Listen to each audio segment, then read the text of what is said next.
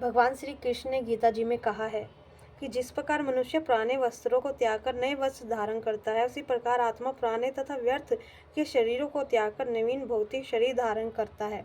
ये जो आत्मा है, ये अपने कर्मों के द्वारा कभी किसी शरीर में, कभी किसी शरीर में, कभी किसी सुख दुख को लेकर आती रहती है।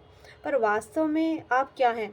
क्योंकि देखिए, यदि आपने अपने कर्मों को जान लिया, आपने स्वयं को जान लिया, तो आप प्रभु से क्षणिक भर भी आप दूर नहीं हो फिर। पर यदि अभी आपने आपने अपने आप को जाना नहीं है, अपने कर्मों को जाना नहीं है, इस आत्मा को आपने जाना नहीं है, तो आप प्रभु को कभी भी, ये जीवन आपका ऐसे ही चला जाएगा, पर आप शायद प्रभु को ना ही जान पाएँ।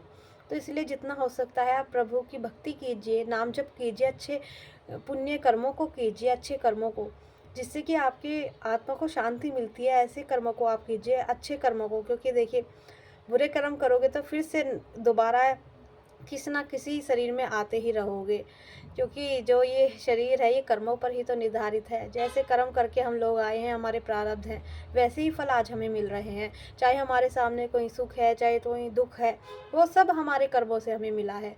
कोई संतान के रूप में दुखी करता है, तो कोई माता पिता ऐसे हो जाते हैं। तो वो ये सब जितना भी ये पूरे संसार में जो हमारे साथ परिस्थिति घटित होती है ना, ये सब हमारे कर्मों से ही होती है। इसलिए अपने कर्मों को इस जन्म में तो प्रभु को समर्पित कर दीजिए, क्योंकि बुरे कर्म तो प्रभु कदापि नहीं कराते, क्योंकि प्रभु का वो स्वरूप है ही नहीं। बुरे कर्म प्रभु कभी नहीं कराते। पर जो अहंकार है ना, अहंकार बुरे कर्मों को कराता है। जब ये शरीर, अहंकार अपने आप को शरीर मानता है, तब ये बुरे कर्मों को कराता है। इसलिए अपने कर्मों को प्रभु को समर्पित कीजिए, क्योंकि जिस दिन आप प्रभु को समर्पित करेंगे ना, प्रभु स्वयं आपके कर्मों को करेंगे, जो कि सदैव अच्छे ही कर्म होंगे आपसे।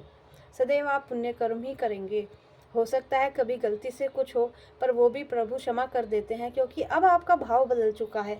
अब आपको जो भी, आपने सब कुछ प्रभु को समर्पित कर दिया, केवल अपने निष्काम कर्मों में आप लगे हैं, ईमानदारी से अपने कर्तव्यों को पूरा कर रहे हैं। जो प्रभु ने आपको सेवाएं दी हैं करने के लिए, उनको आप कर रहे हैं। बस समझिए, इस जन्म में तो आप भव सागर से पार उतर गए, क्योंकि यही है प्रभु से, जब आप प्रभु के से चरणों में आते हो, सब कुछ उन्हें समर्पित कर देते हो।